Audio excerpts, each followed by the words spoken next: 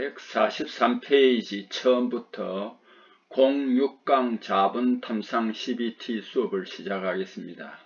그런데 이 6강 수업 시작하기 전에 5강 수업 시간에 제가 조금 불충분했던 부분을 다시 한번 여러분에게 설명을 하고 강조를 하고자 합니다. 그래서 앞부분 페이지로 잠깐 넘어가 보겠습니다.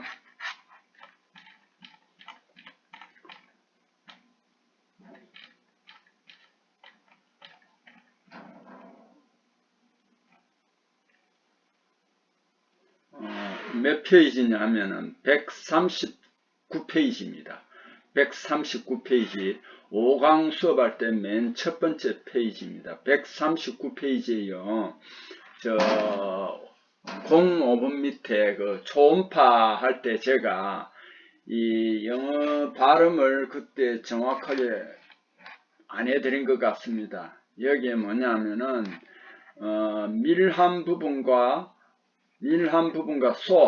소한 부분, 그러니까 소밀파인데 소한 부분을 이 영어 발음을 제가 순간적으로 좀 잘못 착각을 했어요. 자, 요 소라는 거 rarefaction입니다. rarefaction인데 제가 정확하게 rarefaction 발음을 좀 못 해준 것 같습니다. 그래서 이거는 밀이 앞으로 나가고 소가 뒤로 나갔는데 엄밀히 말하면 소밀파라고 더 많이 합니다. 밀소파보다는 소밀파라고 더 많이 한다라는. 그래서 저 생각에는 rarefaction하고 밀 compression 여기 뒤로 갔으면 좋겠는데 어쨌든 그 초음파 종파는 L파로서 소밀파다라는 것을 꼭 좀 알아두세요. 소밀파. 여기서 소밀파가 더 정확하다는 걸 말씀드리고요. 그 다음에 이제 5강 수업 맨 마지막 페이지입니다. 맨 마지막 페이지를 좀 한번 귀찮지만 펼쳐주세요. 맨 마지막에 제가 한번 또 이제 검토를 해보니까 22번에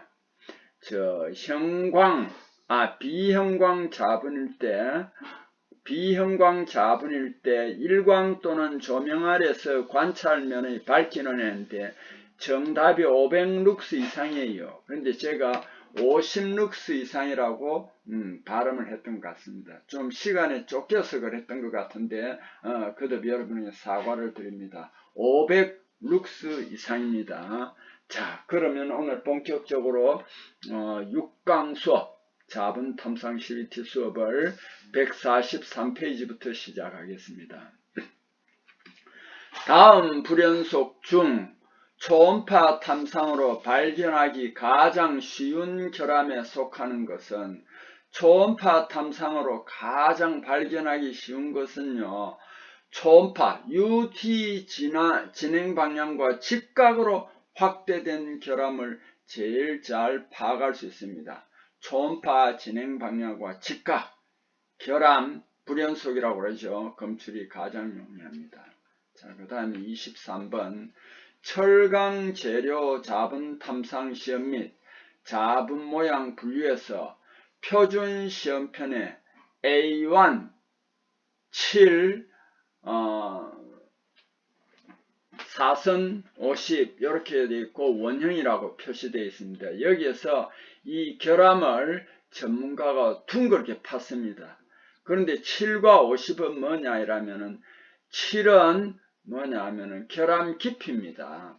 50은 뭐냐 하면은 그 표준 시험편의 두께입니다. 두께가 50 마이크로미터입니다. 굉장히 얇아요. 종이처럼 얇아요. 거기에다 전문가가 결함을 7 마이크로미터 팠어요. 그건 더 얇죠, 그죠? 그래서 여기에서 7은 그 인공 결함을 판 홈의 깊이요. 50은 이 결함의 뭐냐면은 표준 시험편의 두께입니다. 24번 철강 재료 자분 탐상 시험 및 자분 모양 분류에 따른 다음 그림이 나타내는 자화 방법의 기호는 이거는 지금 딱 보니까 어떻게 되어 있느냐 하면은 그 축에 전류가 흐르는 거하고 직각으로 자속선이 형성되어 있습니다. 그리고 결함은 축 방향하고 같습니다. 이것은 뭐냐면은 직각통전법입니다. 그래서 기호로는 ER이 됩니다. B는 전류관통법이고 EA는 축통전법이고 I는 자속관통법입니다. 다음 검사 중 내부 기공 검출의 가장 옳은 비파계 검사는 방사선 탐상시험입니다. 이 내부 기공 같은 경우는 주물 제품에서 많이 나타나는데 특히 내부 결함 탐상할 때 초음파보다도 내부 기공은 방사선 탐상 시험이 가장 우수합니다. 25번 철강 재료 자분 탐상법 및 자분 모양 분류에 의해 자화하게 되며 이 장치 중 전류 이용하는 방식은 자화 전류의 종류에 따라 4가지로 분류합니다. 4가지는 뭐냐면은 직류식, 교류식, 정류식, 충격 전류. 근데 이게 정류식보다는 내가 본 데는 교류식 그렇지. 전기는 그렇게 하면 잔류식이라고 해도 되는데 여기에서는 정류식을 전부 다 나타내 놨습니다. 정류식을. 자, 26번 항공우주용 자분탐상시험법 비형광자분법에서 백색 등이 필요할 때 조도는 최소한 몇 룩스 이상인가? 2150룩스. 이거는 너무나 많이 나왔습니다. 27번도 많이 나온 문제입니다. 철강 재료 자분 탐상 시험 및 자분 모양의 분류에서 자분 모양을 분류할 때 선상 자분 모양은 그 길이가 나비의 몇 배 이상일 때인가 하면은 3배 이상일 때입니다. 그 다음에 탐상면의 수직 방향으로 존재하는 결함 깊이 측정을 위한 주사 방법은 수직 방향으로 존재하는 결함 깊이 측정을 위한 주사 방법은 텐덤 주사 해놨습니다. 여러분들 이제 이게 상당히 어렵습니다. 텐덤 주사. 주사라는 것은 스캐닝이에요. 판면과 수직 방향에 존재하는 결함 깊이 측정합니다. 후판 용접부를 경사각 탐상할 때 2개의 경사각 탐촉자를 앞뒤로 나란히 배열 송수신하는 주사법이 텐덤 스캐닝입니다. 텐덤 스캐닝. 이것을 텐덤 주사라고 합니다. 자, 요 결함일 때는 텐덤 주사라는 거 여러분 안 해봤죠, 그죠? 그러나 이런 게 있다라는 것을 여기에서 이제 이해를 해 주시면은 문제 풀이에 많은 도움이 될 겁니다. 자, 28번으로 넘어가겠습니다. 철강 재료 자분 탐상 시험 방법 및 자분 모양의 분류에서 시험체 충격 전류 사용하여 자화할 때 어떤 방법을 쓰는가?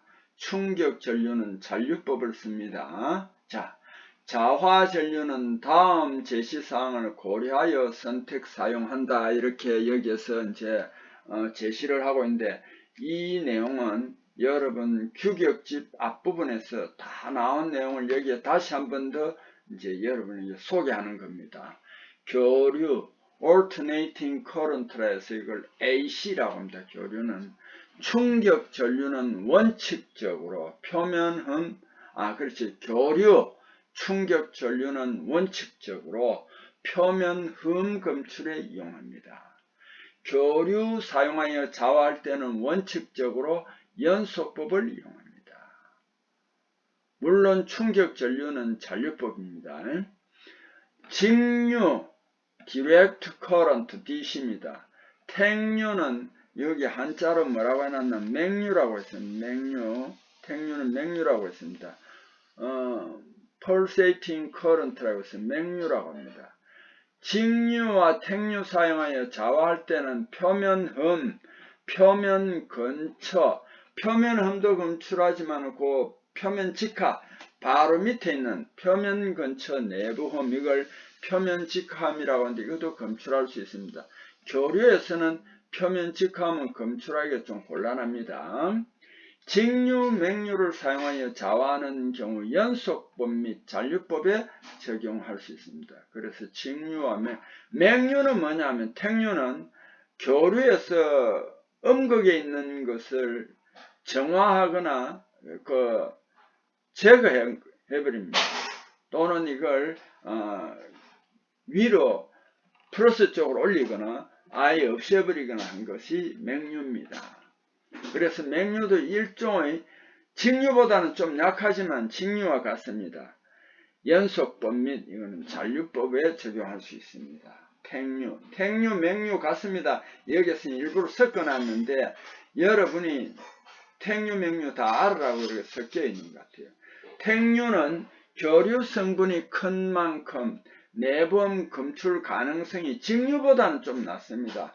가능성이 있는데 직류보다는 좀 낮습니다. 교류는 표피 효과에 의해 표면 아래 자화는 직류보다 약합니다. 당연합니다. 충격 전류를 사용하여 자화하는 경우에는 잔류법에 한정한다. 맞습니다. 충격 전류는 잔류법에 한정합니다. 29번 철강 재료 자분 탐상 시험 방법 및 자분 모양을 분리해서 시험법의 기록기호 C3000의 설명을 옳은 것은 코일법을 사용하여 3000A의 충격 전류를 흐르게 하였다. 이게 이제 정확한 설명이 되겠습니다. 30번 철강 재료의 자분 탐상 시험 방법 및 자분 모양을 분리해서 시험 기록 작성할 때 시험체에 대하여 기재해야 하는 사항이 아닌 것은 치수나 품명이나 표면 상태이지 제조자 명은 누가 제조했다 이거는 기록할 필요가 없습니다. 여기서 우리가 결함을 검사하는 건 제조한 사람을 여기서는 알 필요가 없지요. 31번 철강 재료의 자분 탐상 시험 및 자분 모양의 분류에 따라 동일 직선상의 길이가 다른 4개의 선상 자분 모양이 다음과 같이 검출되었다. 옳게 분류된 것은 순서대로 GC1의 길이는 5mm, 2의 길이는 30mm, 3의 길이는 10mm, 4의 길이는 20mm 4개가 있습니다. 그러니까 선상으로 있는데 그 다음에 GC 사이의 간격은 순서대로 GC1과 GC2 사이의 길이가 5mm고 GC2와 GC3의 길이는 1mm이고 GC3과 GC4 사이의 길이는 3mm입니다. 그래서 연속 결함이 되려면 2와 3이 2mm 이내죠. 그래서 2와 3이 연속 결함이에요. 2와 3이. 그래서 2와 3이 연속 결함 맞습니다. 그래서 여기에서 답은 맞아요. 1과 4는 독립한 자분 모양이며 결함 2와 3은 연속 자분 모양으로 길이가 40mm이다. 2와 3은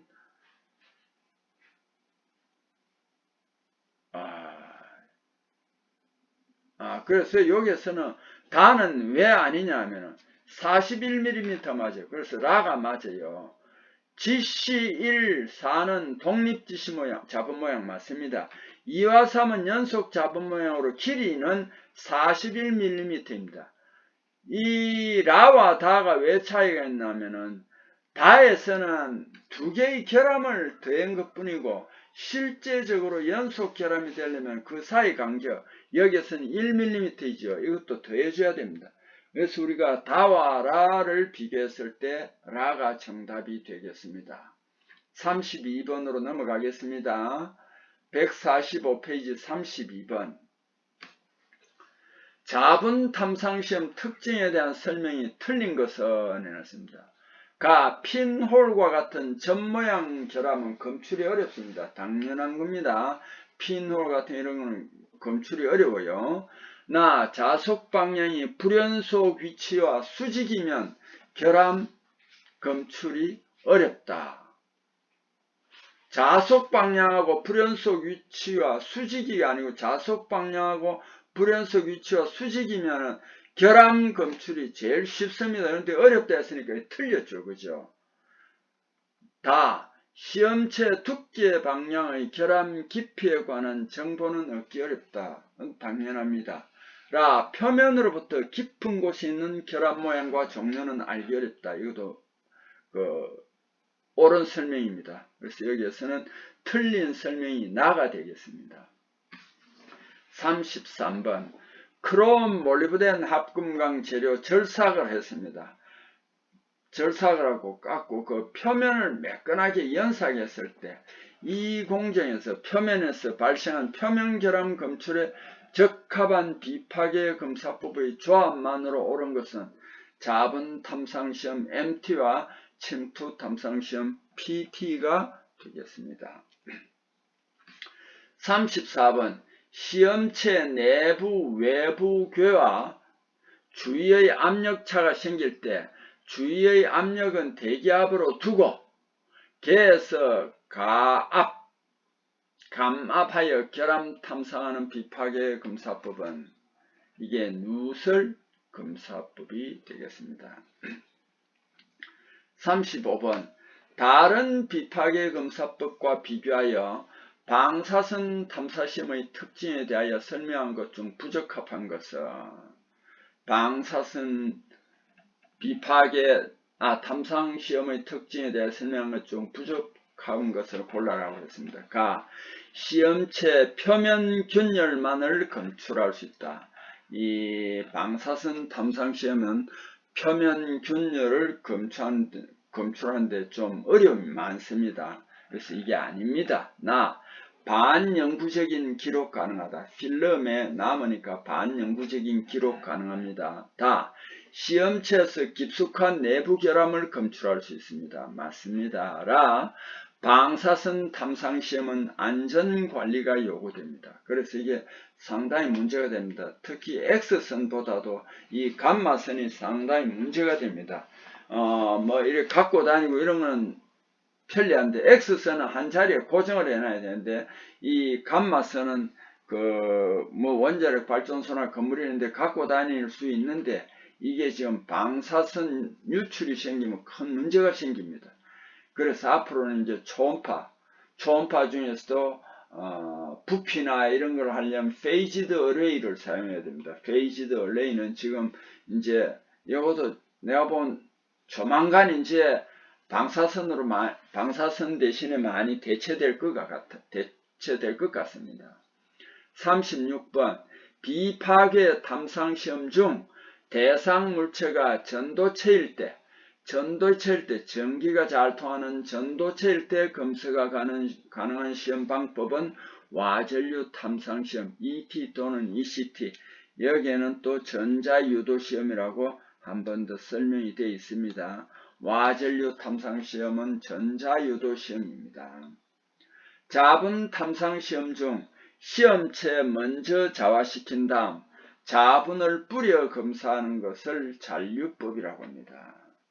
방사선 동위원소에서 방출되는 감마선 에너지의 값이 잘못된 것은 했습니다. 자, 여기에서 요거는 저 시간도 상당히 좀 어려운 거예요. 이게 쉬운 거 아닙니다. 감마선의 에너지 값입니다. 이거는 여기에서 여러분 표시해 두고 자주 나온 건 아닙니다. 알아주십시오. CS137은 세시움입니다.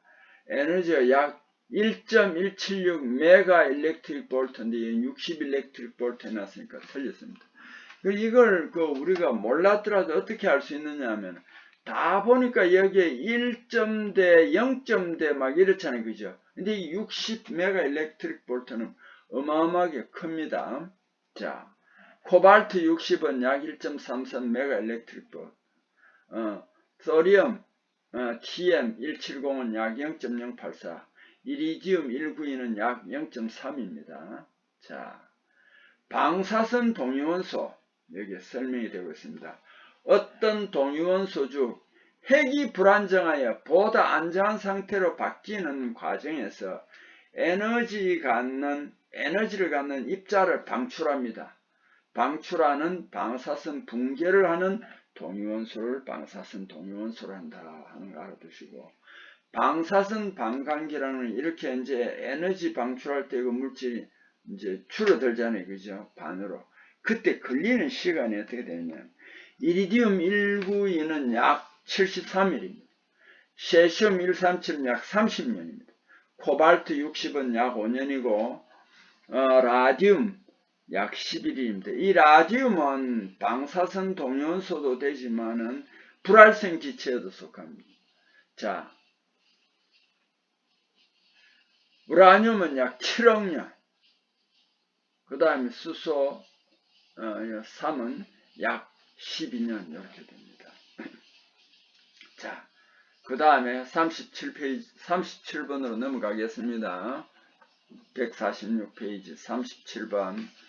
방사선 탐사할 때, 방사선이 산란해버리면 안 되잖아요. 그죠? 산란 없애는 방법과 관계없는 것은 나판을 쓴다든지, 마스크를 쓴다든지, 콜리미터를 쓴다든지, 이런 거는 관계가 있습니다. 그런데 납걸자는 요거 어떻게 되냐 하면은,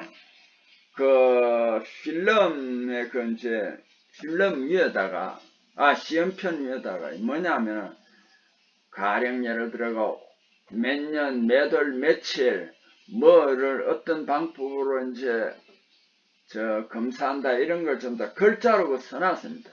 그럼 요게 통과가 돼가지고 그 글자가 하나에 보입니다.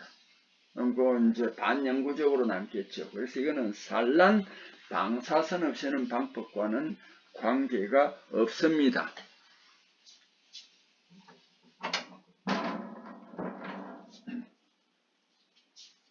그 다음에요.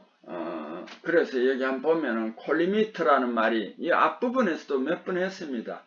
분광기 등의 기기에 쓰이는 빛과 같은 방사선의 평행한 빔을 만들기 위한 장치가 콜리미터다 하는 거 알아두시고, 분광기 뭐냐?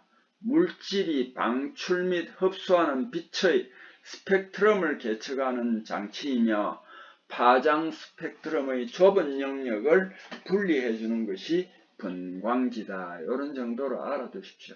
자, 38번 침투 탐상 시험에서 건식, 습식, 속건식 등으로 분류할 때 사용되는 용어는 어떤 의미냐면 이게 현상제에 의한 분류에 사용합니다. 39번 와전류 탐상시험, 전자유도시험이죠. 탐상코일 중 외사코일과 같은 부류에 속하는 것은 관통코일이다. 자, 그 다음에 이 코일에 대해서도 앞부분에서도 몇 번 나왔습니다. 내사코일, 외사코일하고. 자, 40번 기포 누설 비파기 시험 특징 설명 중 적합한 것은 누설 위치 판별은 빠릅니다. 그 다음에 경제적이나 안전성에 문제가 많은 검사이다. 프로보나 스님프가 반드시 필요하다. 기포 누설 탐상 시험에서는 기술 숙련 경험을 크게 필요로 한다. 나와 다와라는 적절한 설명이 아닙니다. 그 밑에서 다시 한번 더 봅시다. 제가 몇 번이나 여러분에게 말씀드렸듯이 저나 여러분이나 이 누설 시험에 대해서 체계적으로 공부는 안 했습니다. 그런데 이 누설 시험에도 종류가 너무 많더라고요. 그래서 이게 지금 완전히 체계화한 건 아니고 제가 몇 번이나 이야기했습니다. 이 자기 비파괴 검사에서 정말 추측이 되는 것은 자기 비파괴 검사 내용.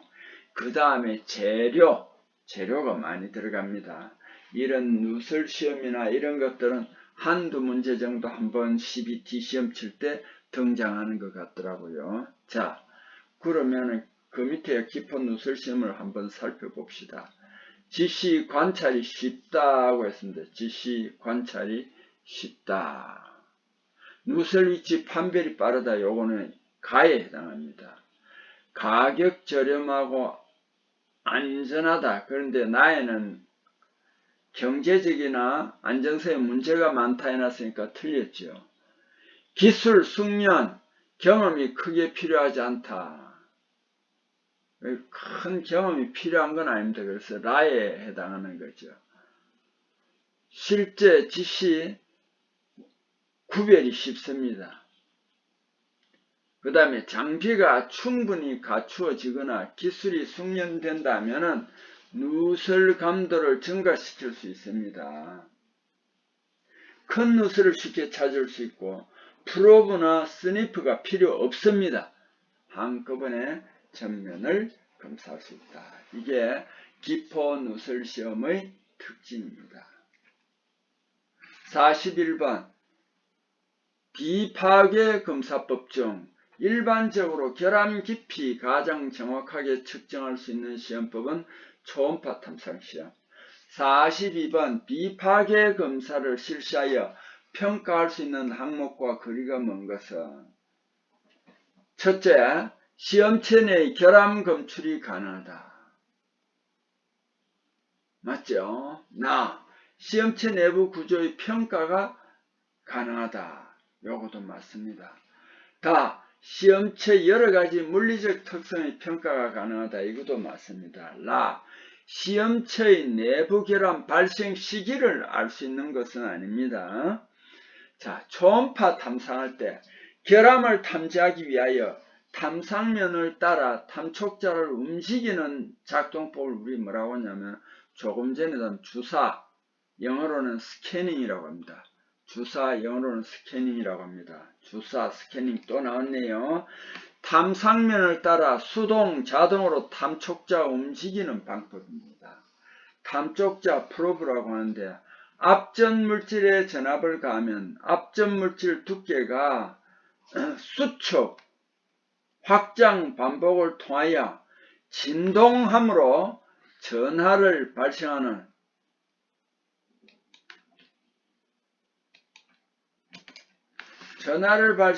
전기적인 에너지를 기계적 에너지로 바꾸어 초음파 발생한다. 여기서 앞전 효과인데 전기적 에너지를 기계적 에너지로 바꾼다.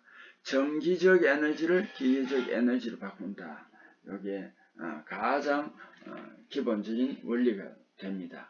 자, 43번으로 넘어가겠습니다. 147페이지 43번. 침투 탐상 시험에서 형광 침투액 사용하는 것보다 염색 침투액을 사용하는 것이 유리한 경우는 염색 침투액은 자연광을 이용하는 장소일 때 사용하는 방법입니다. 그렇죠? 44번 자분 탐상 시험법으로 발견될 수 있는 대상으로 가장 적합한 결합은 뭐냐면은 결합은 강자성체 내에 존재하는 피로균열 발견할 수 있습니다. 가와 나와 라는 왜 틀렸는지 한번 봅시다. 가에는 다른 필요 없습니다. 비자성체였으니까 볼 필요도 없고 탄소에 있는 탄소의 함량을 발견할 수 있다. 이것도 아닙니다. 탄소.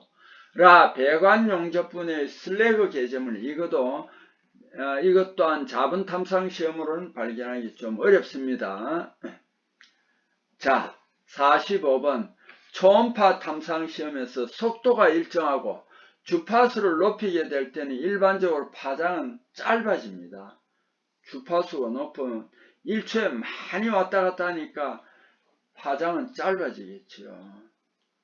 파장 람다로 표시합니다. 파장을 람다로 표시하는데 주파수는 보통 F로 표시 많이 합니다. 파장 길이는 매질에서의 전파속도 C에 비례하고 주파수 F는 반비례합니다. 그래서 람다 이퀄 F분의 C입니다. 자, 여기에서 지금 시기벌 하나 나왔죠. 그죠? 뭐 알아두셔야죠. 자, 46번. 탄소 함량 높은 공구가 스프링 강과 같이 보자력이 높다는 잔류자기가 많이 남아있다는 거예요. 보자력이 높고 큰 잔류자기가 얻어지는 제품에 대한 자분 적용법은 여기에서는 잔류법이 되겠습니다. 이건 왜 그러냐면 전기를 공급하면 거기에 잔류자기가 많이 남아있죠. 그죠? 이건 잔류법을 해야 된다. 47번 프로드 사용하여 자분 탐상 시험할 때 일반적으로 가장 적절한 프로드 사이의 거리는 여기에서는 지금 이론적으로 3 내지 8인치인데 여기는 6 내지 8인치라 했죠. 그래서 3 내지 8인치도 많이 적용이 됩니다. 자, 여기서는 3 내지 8인치도 많이 적용이 된다는 거 알아주세요. 내부 결함 검출을 위한 초음파 pFi 검사할 때 감쇄기는 언제 사용을 해야 하느냐? 에코 높이, 대비 높이와 비교할 때, 에코 높이, 대비 높이와 비교할 때 사용합니다. 감쇄기는. 47번. 지금 방금 한 문제는 조금 어려울 겁니다. 여러분 아마 에코도 잘 못 봤을 거고, 대비 높이와 비교할 때 사용한다는데, 요것도 조금 잘 못 봤지만은, 요걸 설명을 잘 듣고 이제 이해를 해 주시기 바랍니다. 47번. 자분 탐상 시험, 비형광 습식법 시험에 적용할 때 사용되는 비형광 습식 자분의 농도는 2 내지 10g이니까 여기에서는 7g 나왔죠. 리틀당. 그 다음에 형광 습식 자분 농도는 0.2 내지 2g이 되겠습니다. 어느덧 시간이 다 지나갔네요. 자, 여러분 오늘도 수고했습니다.